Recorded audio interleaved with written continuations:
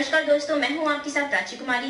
देश दुनिया की तमाम खबरें जानने के लिए मेरे साथ बने रहिए आरपी समाचार पर, जहां लिखेंगे खबर सच। हत्यारों ने पार की बर्बरता की सभी हदें, हैवानियत देख कांप गए पुलिस अफसर, ऐसे हाल था मौसम का शव। प्रयागराज के थरवई में हुई सामूहिक हत्याकांड में हत्यारों ने बर्बरता की सभी हदें पार कर दी। यह हाल रहा कि ग्रामीण ही नहीं, जवान और पुलिस अफसर भी हैवानियत देख शतप्रस्त थे। हत्यारों के सिर पर किस कदर खून सवार था, इसका पता किसी से चलता है कि 1 साल की मासूम साक्षी को देखकर भी उनका दिल नहीं पसीजा। उन्होंने सोते वक्त ही सिर पर वार कर उसे मौत की घाट उतार दिया था। घटना के बाद मौके पर सबसे पहले पहुंचे पुलिसकर्मियों ने चारपाई पर मृत पड़ी मां की ठीक बगल में उसका शव पड़ा देखा तो उनका भी कलेजा मुंह में आ गया। फाफा मऊ सरसों हवाइयों से बमुश्किल 3 किमी की दूरी पर खेवराजपुर गांव स्थित है। यहां सड़क से लगभग सटे हुए मकान में ही राजकुमार यादव अपने परिवार समेत रहता था। वह मूल रूप से पड़ोस के भी वजीरपुर गांव का रहने वाला था, लेकिन कई साल पहले उसने खेवराजपुर में अपना मकान बना लिया था। 4 भाइयों में वह दूसरे नंबर का था, जबकि उसने 3 भाई राजेंद्र, प्रदीप, विजय प्रत्येक गांव में ही रहते थे। राजकुमार ने घर में ही भैंस व गाय पाल रखी थी और दूध बेचकर वह अपने परिवार का पालन पोषण करता था। बताया जा रहा है कि भोर में 4:30 बजे के करीब गांव के ही कुछ लोग सामने से गुजरते और घर से काफ़ी तेज धुआं उठता देखा।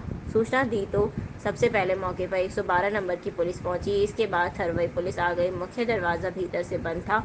किसी तरह दरवाज़ा खोलकर पुलिसकर्मी भीतर पहुंचे तो एक चारपाई पर राजकुमार की बेटी की खून से लथपथ लाश दिखाई दी। कुछ ही दूर पर दूसरी चारपाई पर राजकुमार व उसकी पत्नी सुमृत पड़े थे। आग बुझने के बाद पुलिस अफसर भीतर पहुंचे तो देखा कि काफी सामान जल चुका था। सुनील ने बताया कि अलमारी व बक्सा खुला हुआ था, लेकिन सामान जल जाने के कारण यह नहीं पता चल पा रहा कि घर से कोई सामान गायब है या नहीं। हालांकि उसने यह भी बताया कि घर में बहुत ज़्यादा नकदी नहीं थी और पत्नी के गहने भी उसके मायके में रखे हुए थे। घटनास्थल की जांच पड़ताल के बाद यह भी चर्चा रही कि हत्यारों में चहरार दीवारी फांदकर घर के भीतर प्रवेश किया, फिर वारदात को अंजाम देने के बाद इसी तरीके से भाग निकले।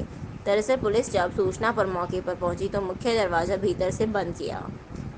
पीछे की ओर से एक और दरवाज़ा है, लेकिन वह भी बंद था। घर की चार दीवारी बहुत ऊंची नहीं है और इसे आसानी से पार किया जा सकता है। ऐसे में यही माना जा रहा है कि हत्यारे चार दीवारी बांधकर घर में दाखिल हुए। क्या बुरा मामला हुआ? हमें बुरा मामला ये है कि प्रशासन आके लाश क्यों हटाई गई है। ना प्रधान के सहमत से पूछा गया, ना गांव देश के सहमत से पूछा गया। सिर्फ यहाँ प्रशासन आई है, डीएम एसडीएम कमिश्नर तक ही पहुँचे हैं। कोई अभी बता नहीं पा रहा लाश क्यों हटाई गई है। ये लाश भी नहीं बता पा रहे कहाँ है। हॉस्पिटल कौन सी हॉस्पिटल, हॉस्पिटल का नाम क्यों नहीं बताया जा रहा है। अगले 24 आप ये बताइए कितने लोग यहाँ रहते थे, किसकी हत्या हुई है? 5 लोग हो सकती है? 5 लोग सर, ये वजह हम लोग अगर जानते हैं तो जानते होते तो क्या होता। कोई आशंका आपकी किसी कोई शंका आशंका कोई नहीं है। सर। अभी जब से हम अपने सिस्टर की शादी किए हैं, यहाँ पर कोई ऐसी वारदात नहीं हुई, तो हम लोग कैसे जाने की क्या बात थी। प्रशासन को हटाई है। अगर 24 घंटा के अंदर सच्चाई का पता न चला तो हम परिवार सहित आत्महत्या कर लेंगे। उसके जिम्मेदार उत्तर प्रदेश सरकार और डीएम साहब होंगे। मेरा नाम ललित यादव। अगर हमारी बेटी थी, हमारे चाचा हैं, ये हमारा चाचा हैं। अगर 24 घंटा के अंदर सच्चे कातिल का पता नहीं चला तो हम परिवार सहित यहाँ पर आत्महत्या कर लेंगे। इसके जिम्मेदार उत्तर प्रदेश सरकार और हमारे डीएम साहब होंगे। संजय खत्री जी। खत्री जी, हम उसके भाई हैं, वो मेरी सिस्टर थे। चैनल को लाइक और शेयर करना ना भूले, आइकन बेल दबाना बिल्कुल ना भूले, जिससे प्रत्येक जानकारी आपको सबसे पहले मिल सके, जैसे कि प्रत्येक दिन का राशिफल, प्रत्येक पर्व का आर्टिकल, नई और ताजी खबरें।